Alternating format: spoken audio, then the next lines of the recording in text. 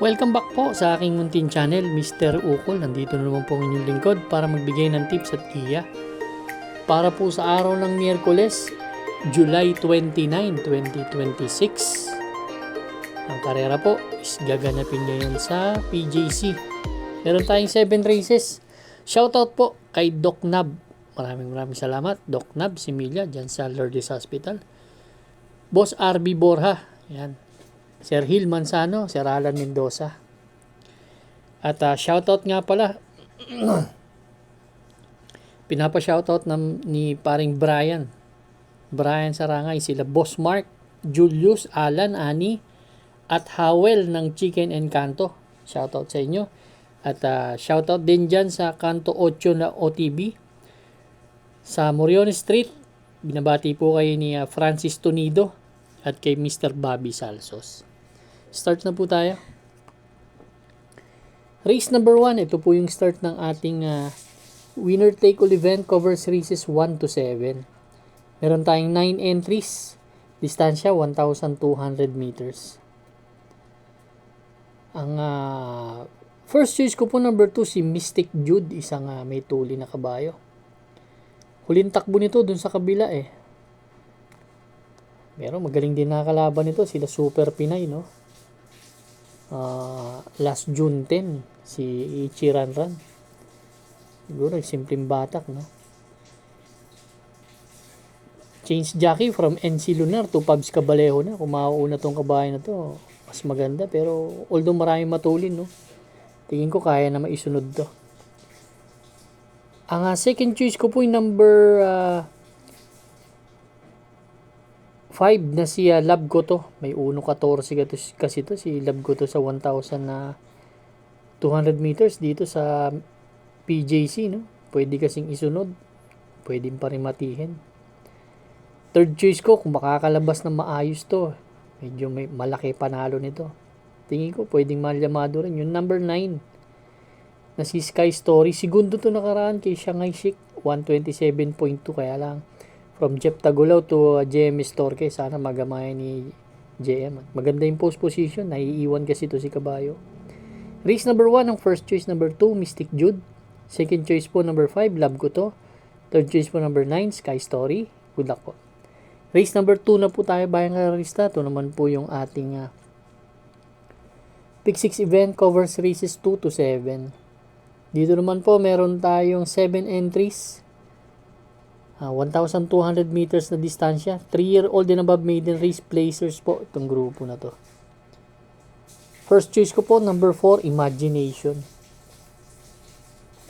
Si Imagination, tatlong sunod-sunod na segundo na to. Ang huling takbo nito dun sa third leg ng 3-year-old locally bred. Kaila California Queen. Si Imagination actually, segundo siya doon, 2:05 ang tempo. Then last June 17, segundo naman to kay Ikaw ang Pag-asa. Kaya Final Gambit, tinalo niya sa datingan, nagtala ng 113.4. Yan ang aking first choice. Ang second choice ko po yung number 6 na si La Carlota. Nanalo to last na dubatoran niya. 1.15 medya ang tinala, pero nakapigil yan. Tingin ko, pag nilabas ang prueba, malaki rin chance manalo. Race number 2, first choice number 4, Imagination. Second choice number 6, La Carlota. Good luck po. Race number 3 na po tayo, bayang karista. Ito naman po yung ating Pick 5 event, covers races 3 hanggang 7. 7 entries ulit tayo. Another 3-year-old and above maiden race placer na naman. 1,200 meters ulit ang distansya.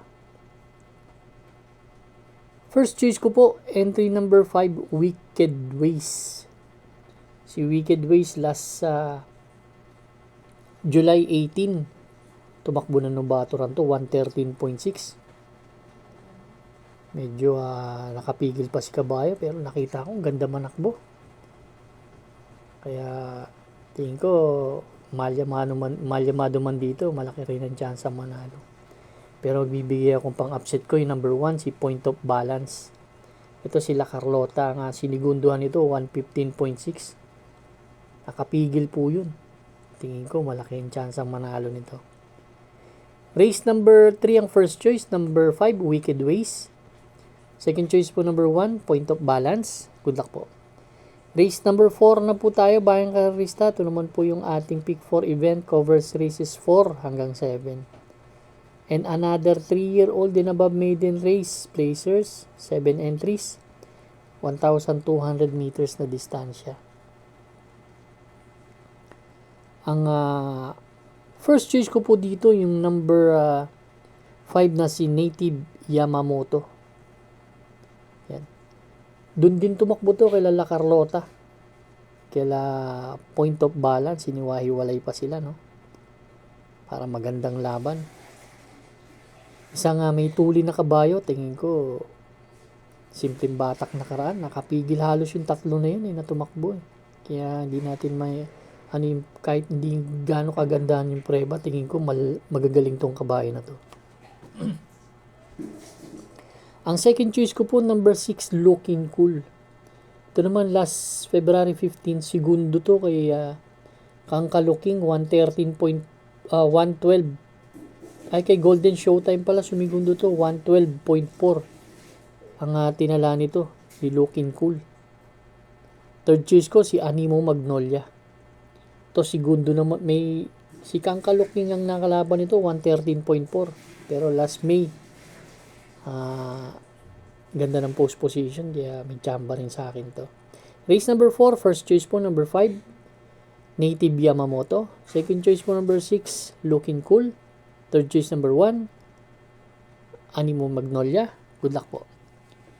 Race number 5 na po tayo, bayang karista. Ito naman po yung ating last extra double and last daily double plus 1. Meron tayong 11 entries, 1,200 meters sa distansya. Ngayon naman, rating base naman tayo, 42 to 56. Ang first choice ko po dito, number 9, Diamond Back.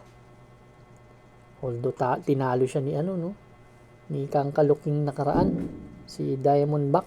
Tercero lang dumating to, kaya Thunderstorm. Pero nakita ko to sa labasan, medyo nabangga eh. Tingin ko, kung makakalabas na maayos to, itong mauuna. Ito ang aking first choice, baka hindi na naabutin to. Ang second choice ko, yung tumalo rin sa kanya, si Kangka-Looking. Sa ni JT Pabilik. Itong Kangka-Looking na to, galing to sa dalawang sunod na panalo. Huling panalo nito last July 17, yun nga, kila Diamond Back Thunderstorm, 112.4. Then last July 3, nanalo rin to, si Sultan Bell naman ang tinalo nito, 112.8 naman. Third choice ko, yung gumagaling ngayon, si Yani Yanalas. Segundo to nakaraan, kay Rapido. Sa mahabang distansya, ibig sabihin, medyo malakas na ang nito. Ang stamina nitong kabayo na to. 205 ang tinala niyan last July 19. Malaking chance manalo sa akin yan. Race number 5, first choice po, number 9, Diamond Back. Second choice, number 6, Kangka-Looking. Third choice po, number 11, Yani Yanalas. Good luck po. Race number 6 na po tayo, bayang karista. Ito naman po yung ating the penultimate race, last double. Meron tayo ditong 7 entries, 1,200 meters and another 42 to 56 split na rating base. First choice po, si Rodeo Drive. Ito, segundo nakaraan to, kaya Sacy Sant, 126.8, pero may 126 din ang tinalayan nung nanalo yan dito rin sa Metro Turf. Kaya isang kabayong may tulin, pero pwedeng parimatiin. Hindi siya ganun katulin, pero pwede siyang parimatiin. Second choice ko, yung nakikita ko nga malaki ang chance ang manalo, yung number 1, Stefani po. Ito, di banderang kabayo pag nauna to. Although maraming matulin dito, tingin ko mas matulin to si Stefani. Andito rin si instant message, pero ang ganda ng post position eh. Yan ang aking second choice. Race number 6, first choice number 3, Rodeo Drive. Second choice number 1, Stefani. Good luck po. Race number 7 na po tayo, bayang karista. Last and final race for Wednesday night racing. Paratingan po ng ating mga exotics. Winner take all, pick 6, pick 5, pick 4. Last extra double and last daily double plus 1.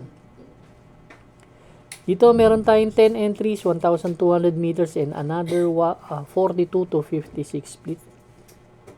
First choice po, Armani Moves.